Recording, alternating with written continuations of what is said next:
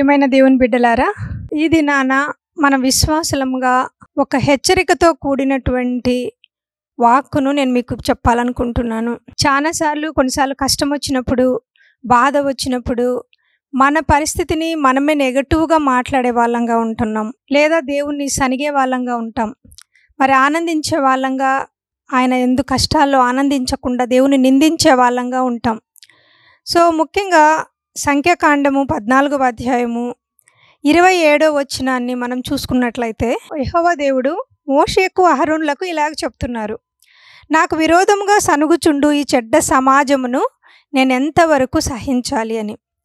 అంటే వాళ్ళు దేవుణ్ణి సనుగుకుంటున్నారు, మనుషులను సనుగుతున్నారు, గొనుగుతున్నారు. సో నిజంగా అంతమంది రాలిపోవడానికి, అరణ్యంలో రాలిపోవడానికి కారణము వాళ్ళు గొనుగుకుంటూ ఉండడము, సనుగుకుంటూ ఉండడము, దేవునికి ఎడల వాళ్ళకున్న పరిస్థితిని బట్టి సంతోషించక, దేవుడు ఇచ్చిన వాటిని బట్టి సంతోషించక, కృతజ్ఞత లేకుండా ఉండడమే దానికి కారణము.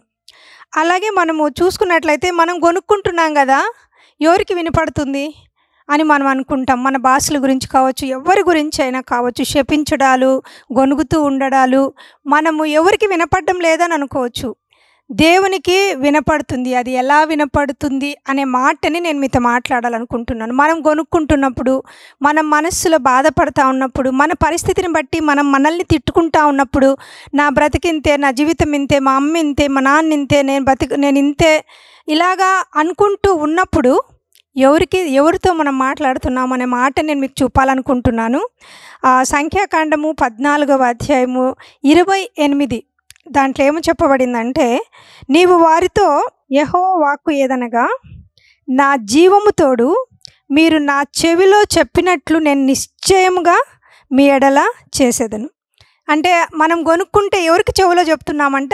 దేవునికి చెవిలో చెప్తున్నామంట. వాళ్ళు గొనిగినారు అంతే.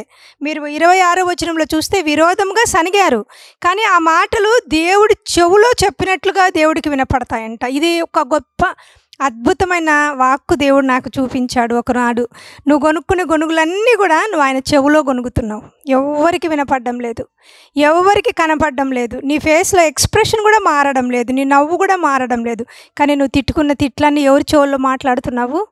దేవుని చెవిలో మాట్లాడుతున్నావు. అందుకే ఆయన అంటాడు, నిశ్చయంగా మీరు నా చెవిలో చెప్పినట్లు నేను నీకు చేస్తాను, మీ శవములు అరణ్యంలోనే రాలిపోతాయి, మీలో లెక్కింపబడిన వారందరూ, మరి నాకు వినోదంగా సనిగిన వారందరూ రాలిపోతారని దేవుడు చెప్తా ఉన్నాడు. కాబట్టి ఇది నెగటివ్గా మీరు అనుకున్నా కూడా మన జీవితానికి, మన కుటుంబాలకి, మన జీవితంలో దయ్యాలు వచ్చి లేదా ఫ్యామిలీ కర్సెస్ వచ్చి మనల్ని నాశనం చేయకుండా ఇది ఆపబడుతుందని నేను నమ్ముతున్నాను. కాబట్టి దయచేసి దీన్ని మీరు పాజిటివ్గా తీసుకొని మన జీవితంలో మరి ఈ రాంగ్ మాటలకి, అలాగే రాంగ్ లైఫ్కి, రాంగ్ స్టెప్కి మనము డోర్ క్లోజ్ చేస్తామని నేను నమ్ముతూ, ఆ విధంగా దేవుడు మిమ్మల్ని ఆశీర్వదించాలని అడుగుతూ, యేసు ప్రభు వారి నామంలో మీ కొరకు ప్రార్థిస్తున్నాం. మీ సహోదరి ఎస్తేర్ ఎవాంజెలిన్.